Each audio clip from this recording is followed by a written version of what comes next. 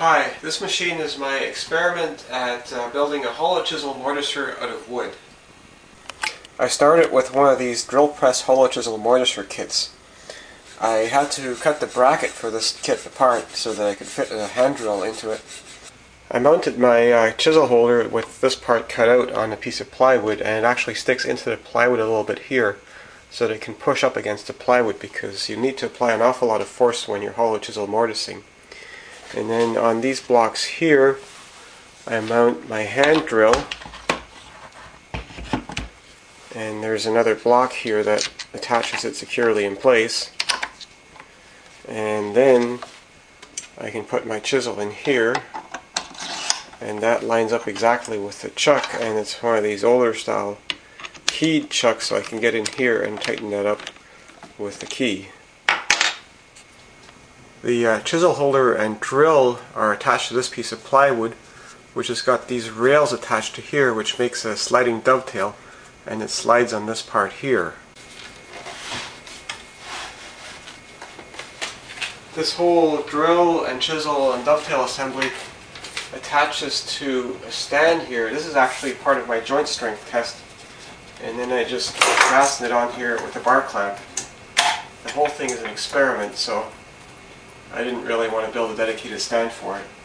Then at the top I've got this part here, which is a little bit loose, and two big carriage bolts that attach to my lever, and with that I can plunge the whole mechanism, and I have a lot of mechanical advantage because it takes an awful lot of force to plunge one of these hollow chisel mortisers into the wood.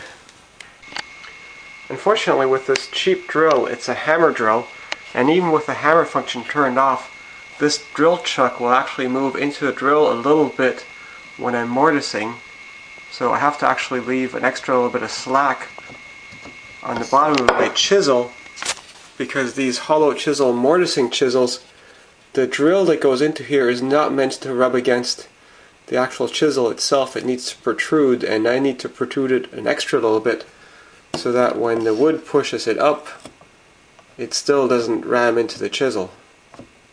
The drill that I'm using is a really cheap hammer drill. It only cost me about $20, and it's too high in RPM, so it would be better to have one with more gear reduction and this whole chuck issue as well.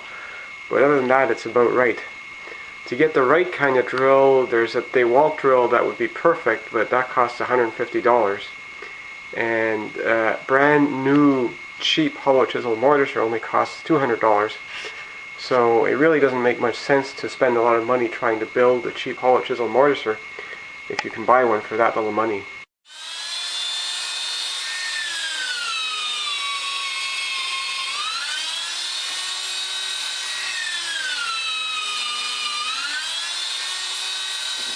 Let's have a closer look inside those mortises. The problem with hollow chisel mortises is that the bottom of the mortise just isn't very clean. It's because when the chisel comes in, the drill has to cut a little bit ahead of the chisel, and then the chisel has got these sort of curves in here, so it doesn't actually remove all the chips, so the bottom of the mortise just isn't clean. So you'd really have to clean it up with a hand chisel if you want your tenon to come all the way down. Now my mortiser is a little bit worse, but this mortise here was actually cut with a real professional mortiser, and you see similar results. It's just not very clean. And the sides are not very clean either. It's because the chisel is just essentially pushed straight down, and that makes the cut. So it's really not a very elegant way of making mortises. A slot mortiser by comparison will cut a lot faster, and it will cut a lot cleaner.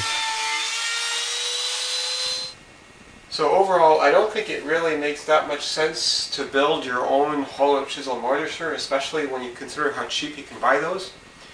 If you are going to build a mortiser, it would be much better to build a slot mortiser, or maybe even my panto rotor, because those machines do a much better job of mortising, they're much quicker, and they're much more expensive to buy new.